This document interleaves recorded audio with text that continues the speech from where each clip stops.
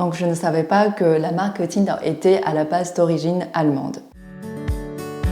C'est un voyage qui nous a fait vraiment du bien, non seulement parce que je trouve que Tsingtao c'est une ville agréable pour y vivre, et c'est aussi la première fois que ma maman a vu la mer.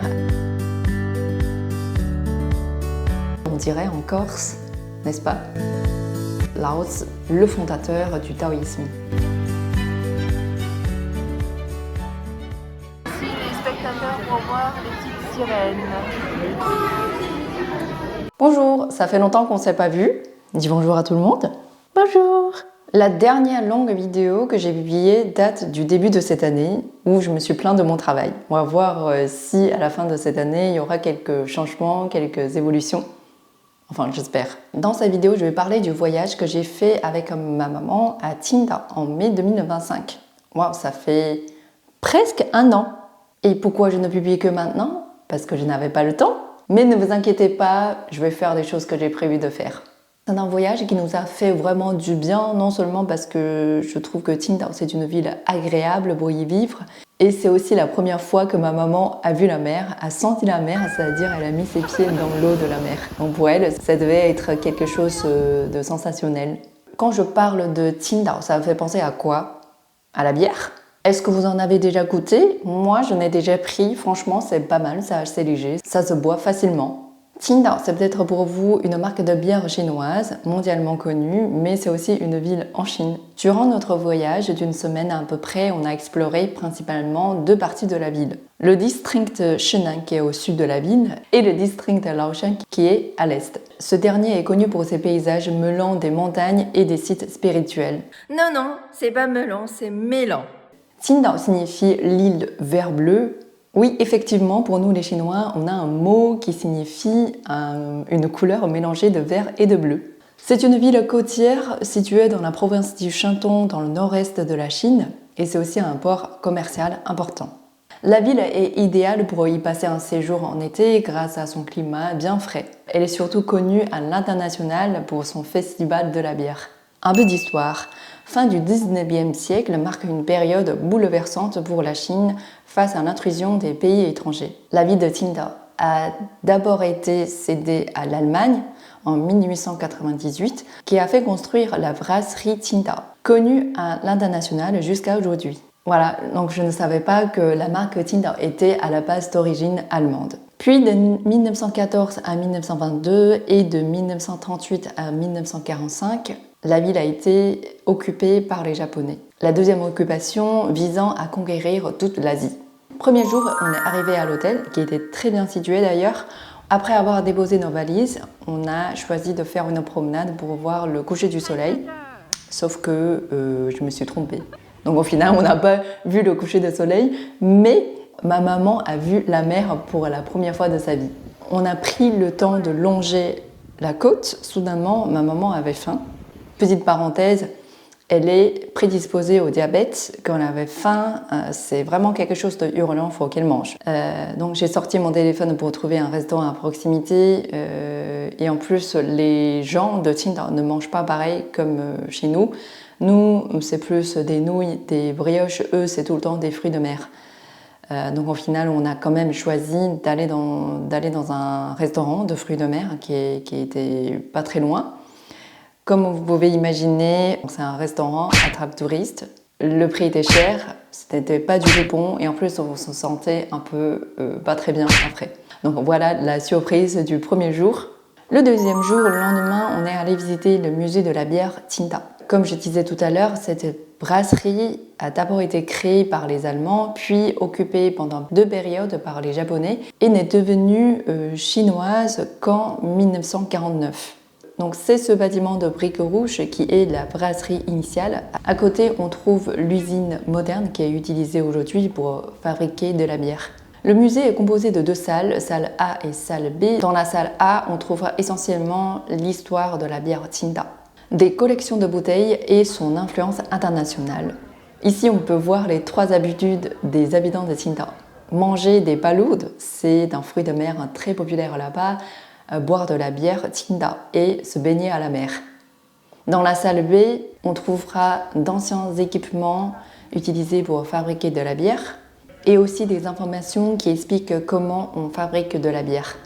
Ici, on doit un grand respect à votre scientifique chimiste Louis Pasteur, qui a non seulement développé la vaccination contre la rage, il a aussi révolutionné le monde de la bière grâce à la pasteurisation et à la sélection des levures.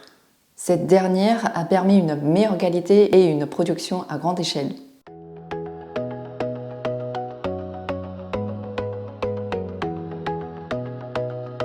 Une étape intéressante, c'est le musée propose de déguster de la bière Tsingtao gratuitement.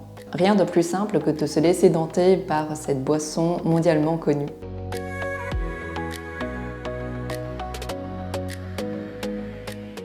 Troisième jour, le matin, on est d'abord allé à un aquarium, Tsingtao Polar Ocean World. À l'extérieur, on trouve plein de dispositifs pour les enfants, des camions qui vendent des plats à emporter. Mais une fois entré dans la salle, c'était hallucinant parce qu'il fallait courir pour aller à chaque spectacle. Des spectacles étaient chronométrés et on a l'impression de courir partout pour aller les voir. Voici les spectateurs pour voir les petites sirènes.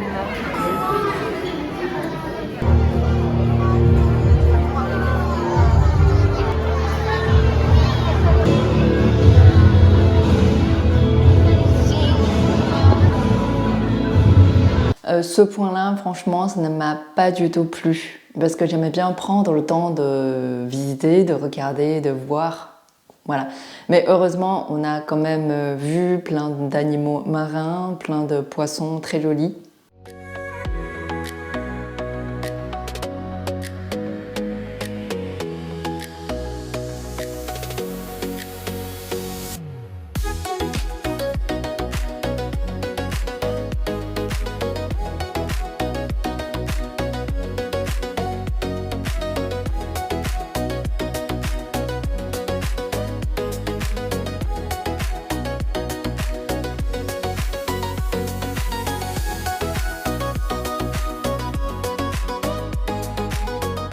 Après l'aquarium, on a marché pour aller à l'île de Xiaomai, l'île du blé, sa traduction littérale. Donc, en fait, c'est un parc sur une île abritant de différentes espèces végétales. Cette île était initialement prévue pour la construction d'un hôtel de 5 étoiles ainsi que d'autres sites d'attractions touristiques, mais finalement tout a été interrompu. En 2018, elle a fait l'objet d'un projet écologique et est ouverte au public depuis 2020. Je pense qu'on a marché pendant plusieurs kilomètres sur une promenade totalement en bois. Donc c'était assez agréable. Malheureusement, il ne faisait pas très beau. Le soir, je n'en pouvais plus parce qu'on a tellement marché, mais ma maman voulait absolument voir la place du 4 mai.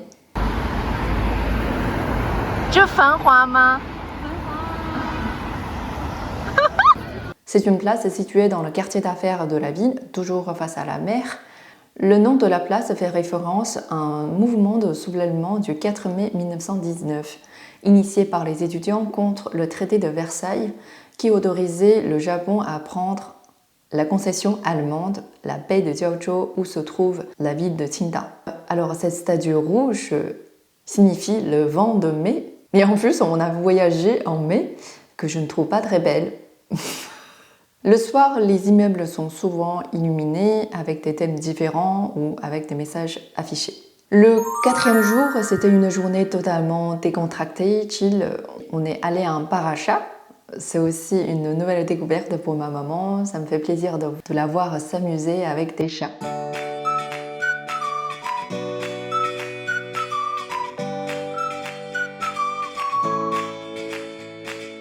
Et puis on s'est promené un peu dans le quartier diplomatique.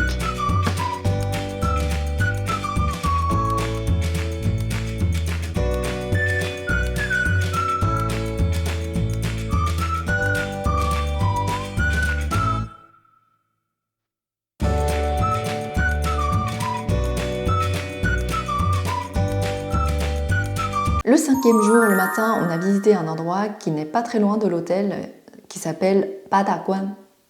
Guan signifie fort militaire en chinois. Il y a plusieurs sens, mais ici, ça signifie le fort militaire. Pa signifie le chiffre 8, mais bien sûr, ça ne veut pas dire qu'ici, il y a 8 forts militaires. En fait, ce sont 8 rues dont les noms sont inspirés des forts militaires de la Grande Muraille.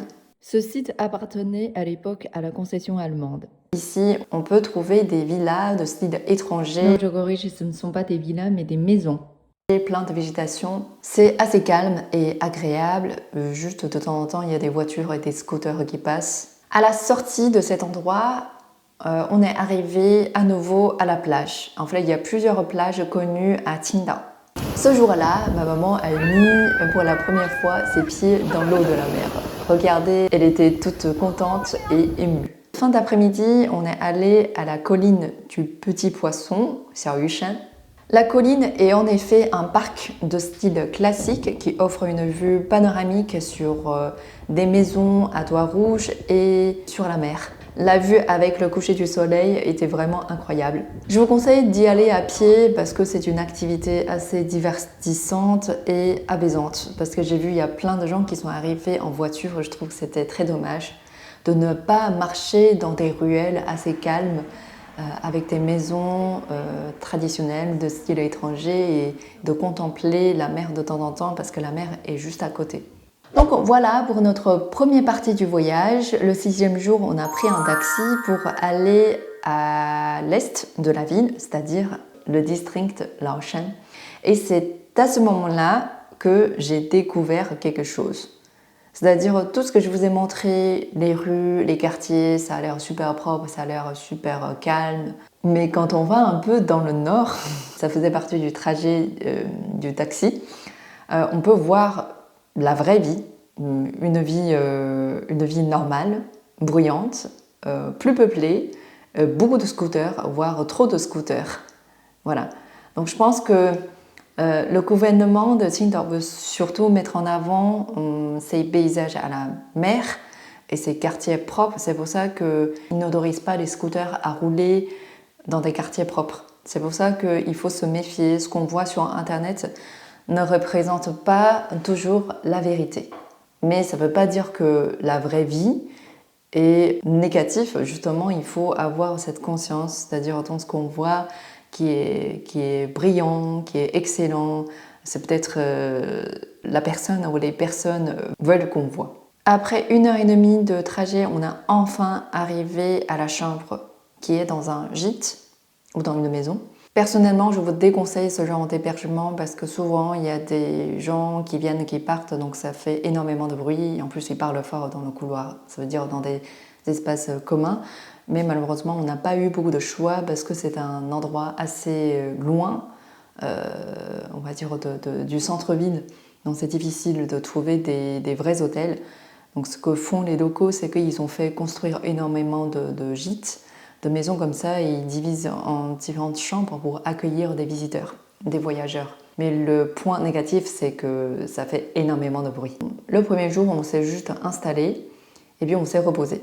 Alors, Laoshan, c'est une zone très vaste, très grande. Il y a beaucoup de choses à voir. Nous, parce que moi, je ne sais pas conduire, et du coup, notre seul moyen de transport pour nous déplacer, c'est le bus. Donc, on a choisi de visiter 3 endroits accessibles en bus. Le lendemain, on est allé à un endroit qui s'appelle Yangkou pour admirer la vue sur la mer et des roches de différentes formes assez atypiques. On peut d'abord prendre la télécabine pour arriver au premier niveau. Donc c'est un point de vue, on peut prendre des photos, se reposer. Et puis pour ceux qui sont vraiment motivés, passionnés de la randonnée, de la marche, vous pouvez continuer à marcher. C'est ce que j'ai fait. Donc ma maman, elle était un peu fatiguée, du coup elle est restée en bas pour m'attendre. Et moi, je suis passée par une grotte pour arriver au sommet. La vue est incroyable. Franchement, c'est à peu près la même vue, mais juste un peu à un niveau plus élevé. Et puis malheureusement, il ne faisait pas très beau. Dans la même journée, dans l'après-midi, on est allé à un autre site qui s'appelle le temple Huayan. C'est un principal site bouddhiste de Laoshan. L'après-midi, il a commencé à faire plus beau. J'ai encore beaucoup marché, on dirait en Corse, n'est-ce pas ?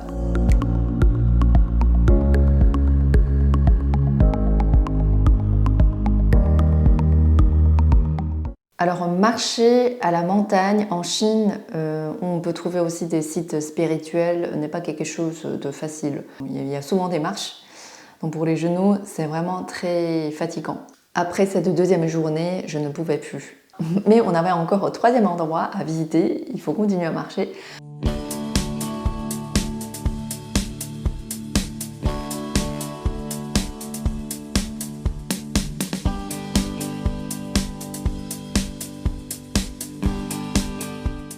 Donc le troisième jour, on est allé au temple Taiqing. C'est le plus célèbre temple taoïste de Laoshan. En Chine, il y a 3 courants de croyances spirituelles qui règnent. Donc c'est le bouddhisme, venu d'Inde, et puis le confucianisme et le taoïsme. Le taoïsme pour nous, c'est plus une philosophie, la façon de vivre. Tao signifie chemin ou le principe. C'est-à-dire aller au bout du chemin pour comprendre le principe, pour comprendre le fonctionnement des choses du monde. Ce temple a été fondé sous la dynastie Han, il y a plus de 2000 ans. On trouvera des arbres centenaires, millénaires.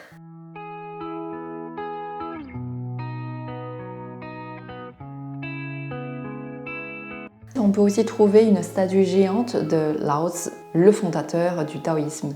Son œuvre connue est Tao Te Ching. Je n'ai jamais lu, et c'est écrit bien sûr en chinois classique.